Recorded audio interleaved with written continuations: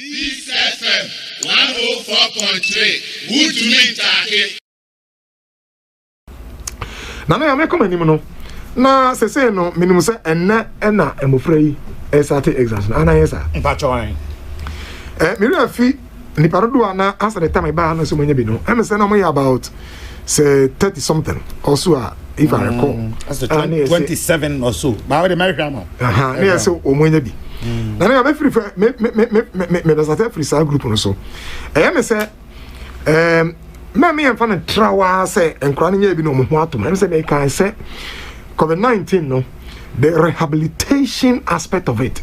Hey, one year we know how are they getting rehabilitated?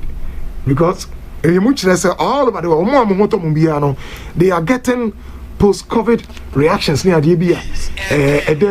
For example, say omunya hearing problems, mental problems, nya akomayare, nya nti.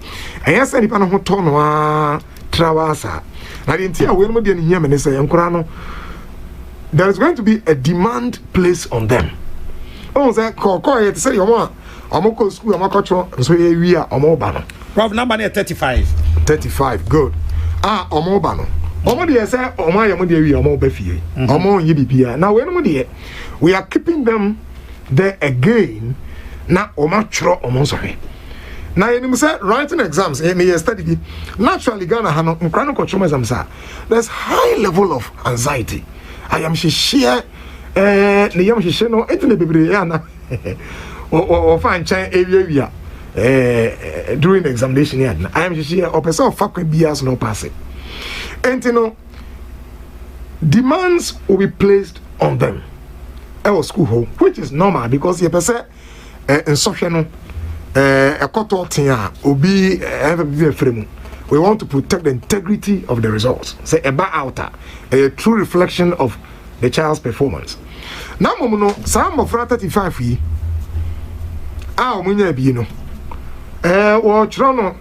I strongly recommend say share one papers no ebeboy no na yaw. Ebeboy me ehunu say omo chro no omo performance the same. E betumi de ani adi some of echi.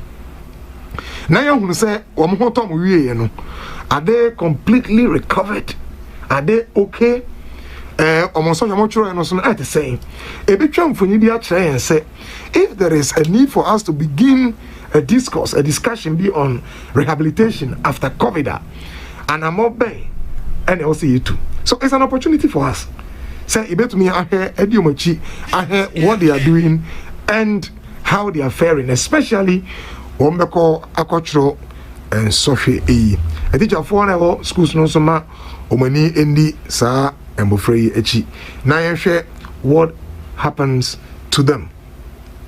I say by this time there most of the schools no LPPs no and it is afu to be why now say they will continue to apply themselves to the PPEs and the PPAs as I said personal protective actions na aboa ema omatumi akondate in social no obia ho ento chima na na amati bebre say there is this whole thing coming about you focus on the active you know krepa na pese me twamfo nyi bi wa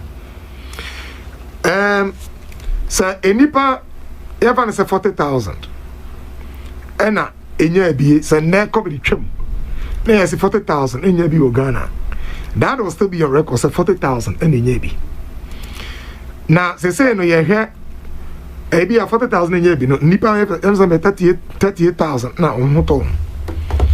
The year active case, they say, Wonga enya bia ogusua oja reshe. Say no, I'm say 3,000 and something, a little bit above 3,000. Now, I been say, oh, I don't kwa ni emfa ni siso. I don't kwa two things. I am say on one hand no eye pa say e dey ani besi eno so. Na ye hu say the burden e daga na so aye hu adwuma. Won a duro e ka omo, won a apomuden adwuma hefo e dey won san e ka omo. Na they are working on them now no a little over 3,000. Now momu no say me di kan no. COVID-19 no say e count now who to we are Nana, demand said that was no, and yes, I want to be I think, sir, we are ignoring the post-COVID recovery. Yami ni enko sankrofo so. Obinya COVID-19 adwuma say. Obinya COVID-19 no stigmatize no. Obinya COVID-19 no besi ne no ni breathe na ebia na susu yi. Ebia oye fine. Sane dana me kan no. Unwu ye die. Ene nyame ase se wote ase. Na mom no ye per recovery nso a ebebo am otumi return back to work fully a oye adwuma o hwe ofie o hwe wo ma o hwe wo no ukunu na ubu bra se obi a oye healthy a healthy functioning Ghanaian. And you know me I think say ye be any see active cases no so no ye fa ni ba kon so enhwe cases no so far say the AC cover if we say that bia no say am say na nansa no you say about 700 something cases. Is that right? 787 and I become some for you na etwa cheme no a very simple thing etwa cheme ni say yare no yegusu no yentumi enya a complete na men kan say ebenya complete we na mum no yema yemi enko eno so so eboa yen say na 780 chena 700 na chi we accumulative no ahe. We shouldn't wait, say Ghana for you know, be no more recover. I don't think that's what we want. No, prevention is better than cure. A very popular saying. And the amount for ATA, what can you do? Medical become now. Say, abide there. The obey no gusu yenu. Now, also, one man chair away with Juma to fear, Juma now up and down. No. How are you applying yourself to the kind of say personal protective equipment? In other words, or personal protective actions not at the same. So when here now obia say oh say apparently here no say by June no be you. And I say do as no say still. I say still by June. Yes and be. Now mo be here can say obia man homodin say men pese e betwan for you said here say be at 38,000. Oh, you should ignore it. I don't think so. I think that ampa yema yeninko 3,600 now and now 3,200 also are active no. Now if anybody concern share send your idea see cover no because a daily recordings no if you as say it take a nose dive consistently send there be a 3 4. For example, now, I say in the northern region, no, they haven't recorded new cases for some days now. Yeah, that's a good indication of what I'm saying. That's a good one. It's for the past 1 week, a particular region, by 3 weeks running, 2 weeks running, recording new cases. And no, for that region, no, control. Then why you Emma when you control, no? And how can we widen that to the national level? So, and you know, Mr. Say, active cases in the 3,000 and what 3,000 say I'm sure we na obi ever prof kitu emitwa no ya kasa say statistics of Ghana Health Service nankasa e dey ato the website eni active cases no 3,467 3467 confirmed cases no positives no 37014 that's 37,014 new cases and only 787 and a total no call esro and total deaths 182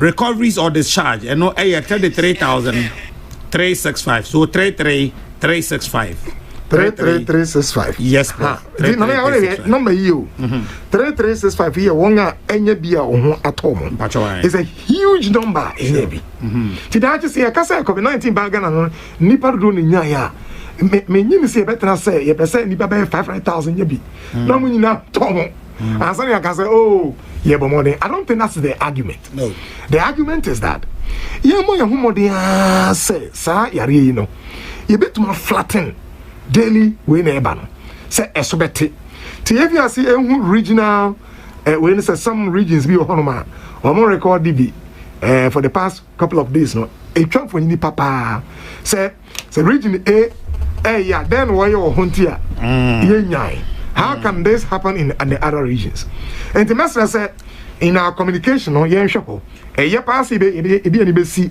the active cases no so but eye so say ebe yemi akọ the other side na ehunu say are we gaining control because na mekan no it always starts with negligible adobekun na say na e cost and I don't think say every Ghanaian becomes morbid by COVID. That's not the point. Nobody should be morbid, nobody should die. We simply should make sure say daily infections na airborne. What can we do to just lower it? That's the point.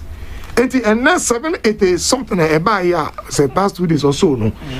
Can we for example see say we no SOT ebia 80 40 20 not just say a trap for you say hey and failure we are gaining control but prof mpacha wo ye can say no ye hwe de aban mu aye waka de aban aye ne ade yen oman na nkasa so no your contribution na ho no wo hwe ne sen what say and me can last can me say you say the thing is and I think they use somewhere no personal protective actions na yaw yare bia pandemic bia sa wo kwatia ubedu baby a ye fe no say behavioral fatigue ade na wo ye de abon ho ban no obre ho na bre na obre ho no eba because unya false sense of optimism false sense wo de enka da te say na ya hoti we obi ha healthy illusions in life ade ma akone say me ka mo me da me nya yere me wontem da medjuma mo me da when na a healthy illusions in life a boy am out me show about predict the couple of days that were in the netto any and more I was a wutu na mo no do baby a na oyen na bia wani na abe pion na ohwa also say eh say dey bit ma ko bia what is happening now media me say we still are not gaining control of COVID and say amanfo bi atoto enema jejemu eye binum still say yare no kra no esikafo ne kan mo de tia bi eye binum say yare no politicians ene kan mo de tia miensa eye binum say yare no wunya kra hometo na me betwa safo nyin say some message no eye good but si anhwe yi a obedwa mfonya kire obi say o de wunya kra hometo ba na ya hometo aye betesa o so they make me big no over 10,000 people they are going through a study in Europe which is it's not easy like that. Look at the number who have recovered 33,000. So you know a percentage of these people they are unable to work as effectively as before COVID. What picture do you think we are painting? Not just you are somehow still compromised. And the papa muane say as a man for a bone who by no or issue say 1 year COVID. So be a query no tinia. Now when you're going to hoto now to mean coquia and coyo, ukoko juma, and a buru juma, and a more old one, and that's also. So don't wait until you are infected. And your man for a woman say, baby, I don't know. Say, oh my yard no ma choir, Sasubano, psychology say now. And as a prof, we say, sir, now what you mean, Sasa, but so many liberty to come out one tone. We share them our uncle baby and card on our way or you want to cabino. That's the point. And I know your part be a camp crying say. The entire member say, Ebeka say, oh, we know who better say. Honorable Anonymous making. The amount of money government is spending. I will only pay when you be no. That's payers money. Says you cannot, yeah, the acquire ye. Yeah, the cost schools are a ye. Make us say, yeah, no. One actual SMC, Ebia, Yamea Domna, Equamubuya, maybe between now and November, no, they will come to school. SS4E. We need space, we need logistics. If you say our systems are so choked, you need more space. Says you cannot spend it on treating COVID for no. Say to me, your controller, where do you think we can channel this money to? And to me, be a person for you, cross, what do you we should stop that. But one day I say we nya men can say we bofo na mom no say me can last week no say some will be infected but everybody is affected enti bomodian say yare no wunya ebi say ye akoso a 37 30 something abai spend sika ti me en kasa ye active abai spend sika ye sika na ye grofo ti ye momodian na sa we rise adi rise no ye betumi abrase kura ye kasa be eradicate no sa na ye pedie na mo ye eradicate no die ye brass na ye nya kebu bi a say unsa ye a flatten na fe ye twamfo nyini say he fe die ye nya control ewo adis ni kana e no ehia me Peace FM 104.3 Would you mean